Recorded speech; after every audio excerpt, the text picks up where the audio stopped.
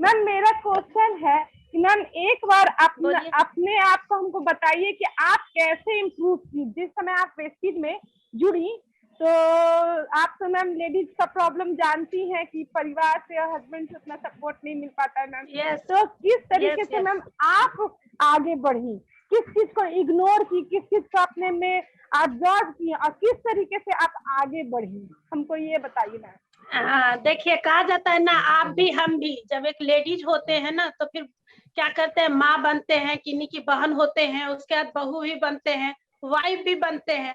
जब वाइफ बन के घूंघट में आए थे मैडम तो बोलते नहीं थे बिल्कुल। जब मेरी शादी हुई थी तो हस्बैंड हमेशा हमको कहते थे, हस्बैंड हमेशा कहते थे कि जब भी दोस्त लोग आते हैं तो बोलना चाहिए, मिलना चाहिए। एक रिलेशन होता है कि भाई दोस्त है तो उनकी मैडम। लेकिन कहा जाता है ना कि बिना मकसद से, बिना कारण से आप किसी को देख के मुस्कुराते भी हैं मैडम? नहीं। Yes sir. कोई कारण नहीं हो तो हम लोग कुछ नहीं करते हैं। तो अब वही जो हम लोग का राइट होता है कि बस नाश्ता बना दिए ले जाइए, बस इतना तक एक लेडीज का ड्यूटी होता है।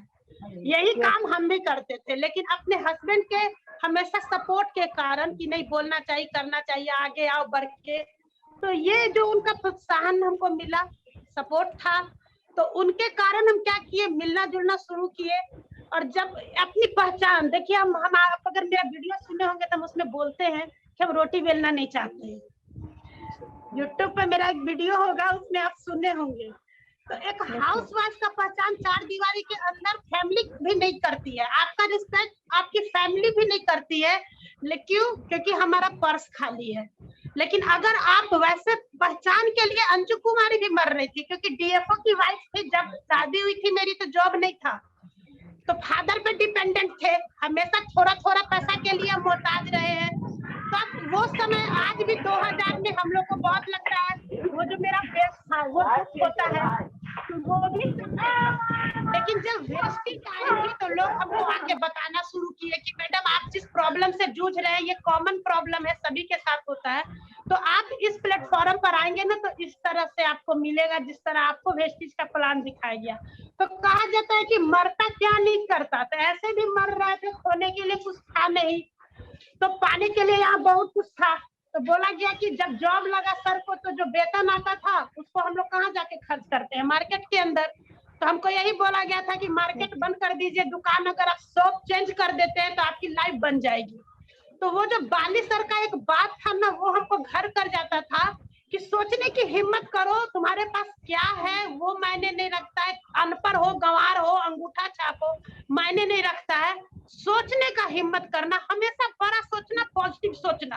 भले पॉकेट में चरन्नी नहीं था अंजू कुमारी के पास, न छत था न कुछ, बस इनके फादर बहू बन के आए, खाना देते थे।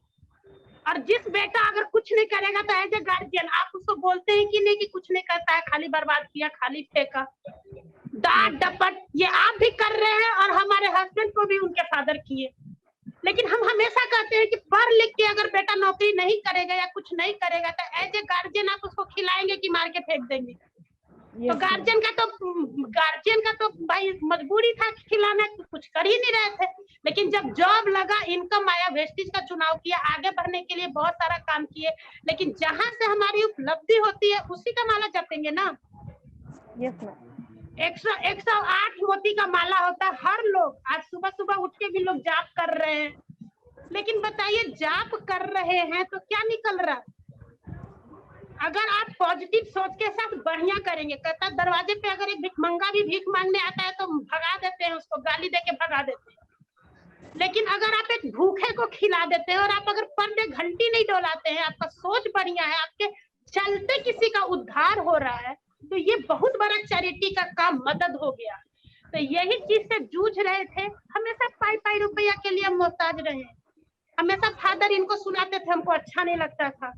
लेकिन जब जॉब लगा, वेतन आया, धीरे धीरे स्थिति सुधरी। और जब वेस्टिज का चुनाव किए तो लोग कहा कि जैसे आपको भी देख के लोग प्लान दिखाने आया होगा, देख रहा होगा किस तंगी से ये जूझ रही हैं, तो आपको भी बताया गया होगा कार फंड आता है, हाउस फंड आता है, तो हमको भी बताया गया।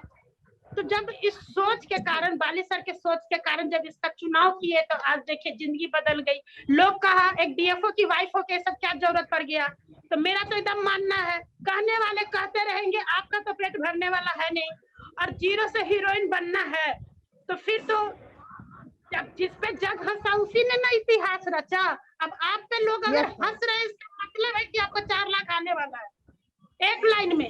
अगर आप पे कोई नहीं हंस रहा है, इसका मतलब आपकी उपलब्धि नहीं हो रही है। क्यों? क्योंकि जब हमारी उपलब्धि होती है तो सामने वाला क्या होता है, जलन से आपको क्रिटिसाइज करने का काम करता है।